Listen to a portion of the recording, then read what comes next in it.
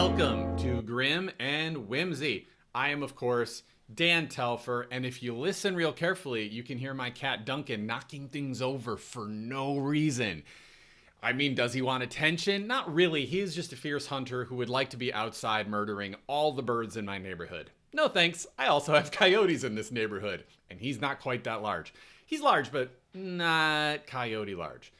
To take something as dangerous and ferocious as my cat Duncan would often take like a level 10 or 12 Dungeons and Dragons character.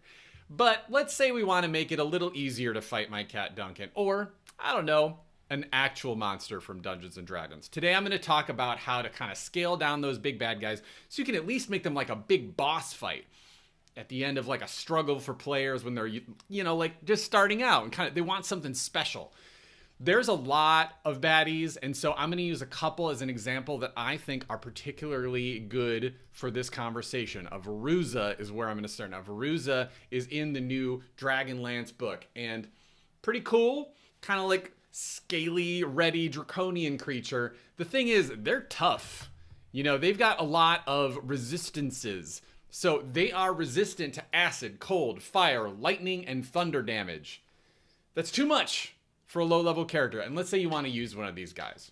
There's three things you're probably going to want to change for a really tough creature when the players fighting them are like level 1, 2, 3.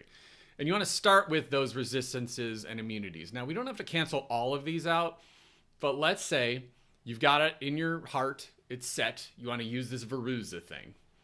And like your players have some like lightning spells, but they don't really know like how effective it is, and they've maybe got like an acid thing, and you're looking at all these resistances and you're like, all right, acid, I'm going to take away that resistance just because that's one of the only ways our magic users are ready to fight this guy.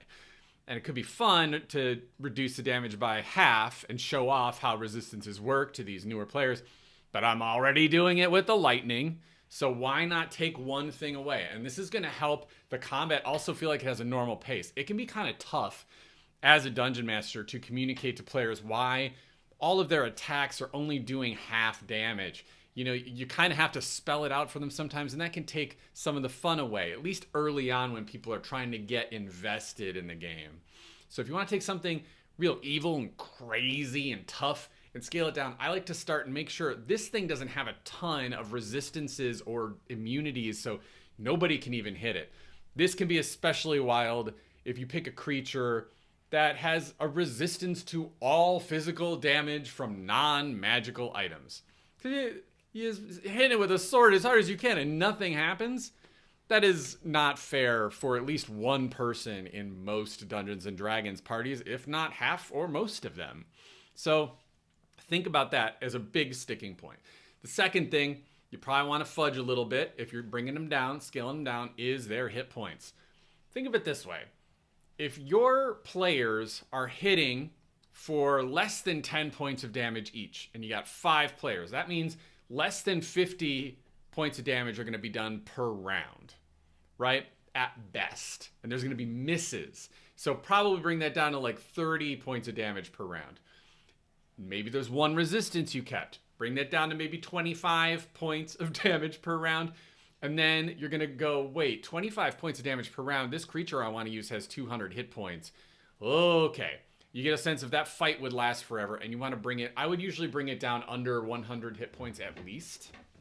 But once you've played a few games, Dungeon Mastered a few times, you'll get a sense of how to do this a little more organically. And then the third thing that I like to look at is the armor class. You got to beat this number. So maybe you want to bring it down. Veruza, for instance, armor class is 16. It's pretty high. I would say early on some of your characters are going to hit that, but you might want to be a little more forgiving if there's maybe, I don't know, only one person in the party who hits this thing with a sword and is button up against that armor class. If their weapon doesn't give them a big enough bonus where they're going to get that 16 very often, give them something to do. Reduce the armor class to 14. At least think of it this way. Narratively, these creatures, they're not experienced, right? This Veruza, he's maybe been just lazy. He's just living off of this accumulated wealth. He's gotten, kind of cocksure and is just sort of, no one's gonna take it. And he's really stopped strategizing lately. So maybe he has fewer hit points because he is just not hitting the gym as often as he used to. And maybe his armor class is lower because he's just not as experienced in combat. He doesn't know how to dodge, like just to the side, so when things hit him, they don't take a big chunk out of him. And as far as total hit points, like that's really a medium thing to work on. Some of these creatures you're gonna see, I really want to use it, but they're not really resistant to anything. Well, jump right to hit points. If you reduce the hit points, you can really think of how many rounds is this gonna take? How many hit points do my players have, right? Like if all the players only have 10 to 30 hit points, wow, I mean, you don't want something that can just outlast them indefinitely with their hit points. You want to have something comparable, like maybe a little higher than your highest player character's hit points, at least early on. Later on, of course, you can go a bit higher than that. It can be a little bit more epic, but people are still learning to be their guys.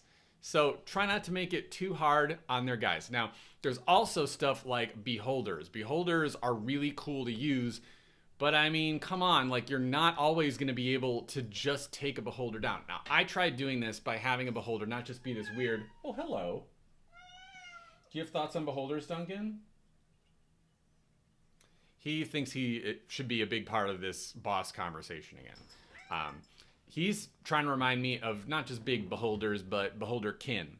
You could scale a beholder down to beholder kin and just use one of the existing sort of wee, not quite as terrifying beholders, like gazers or spectators. And what's fun about those is they have instantly fewer eye stalks. It's almost as if Dungeons and Dragons thought ahead of time and was like, oh, I want my players to be able to fight a beholder, but it can't be too powerful, so they'll just have 2 eye stalks that could go pew pew pew as opposed to 8. They're like pew pew pew pew pew pew pew pew.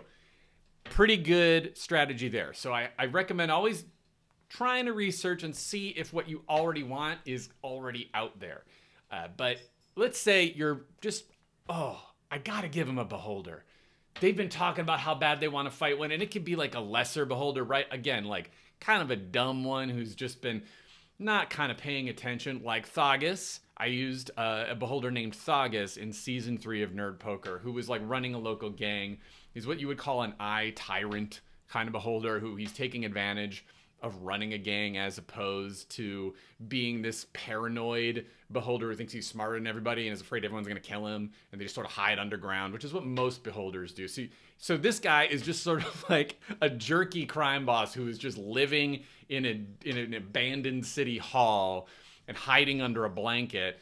And then I made sure his hit points and armor class were a little lower, but also all those effects he had couldn't hit as hard. And you just got to kind of eyeball those. I wanted him to be able to take all of those eye stalks and shoot all those different powers at the player characters. I didn't want to take one away, but I also didn't want them to just destroy everybody. So one thing I took away was the death ray. I just added another magic spell to one of those eye stalks and took away its ability to just zap somebody completely in one hit. They were like level 3. What am I going to do? End their character on like the 4th episode? So you get the idea. Scaling these things down is not that hard, and there's nothing in the Dungeons & Dragons rulebook that says you can't go completely off the wall. If you look at some of the descriptions of these beholders, it'll tell you sometimes a beholder will take a nap and it'll dream of a really bad cut it has, and the idea of blood will scare it, and it'll dream up this like vampiric beholder called a death kiss. These are already there, but beholders are dreaming up weird stuff, and it even says in the description, weirder things we haven't even thought of could be born into existence by a beholder having a weird dream. So I had fun with that in that season 3 campaign. What if the beholder is dreaming of something that's like part beholder, part red panda? Who doesn't want to see anything red panda related, right? With eye stalks coming out of it.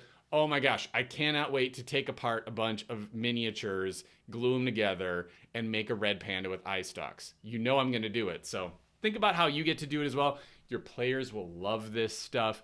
And just take the opportunity to what they call homebrew whatever you want and borrow the hit points, armor class, even abilities from other things, and just give them cooler names that you like, give them abilities that sound the way you want them to sound. All of this stuff is really just meant to be a toolkit for dungeon masters. And I think if you boil it down, the three big things that players are going to be interacting with, the resistances, the armor class, and the hit points, it's a lot simpler to just mess with them, even in the moment.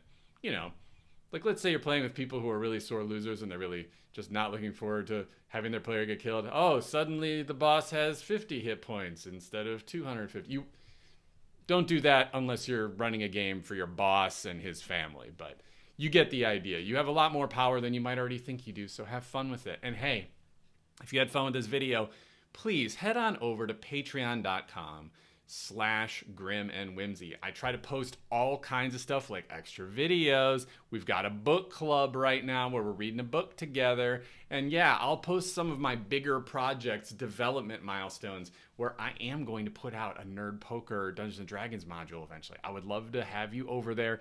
Thank you so much for watching. And yes, enjoy the Los Angeles rain if you're here. I guess we're trying to turn into Seattle now.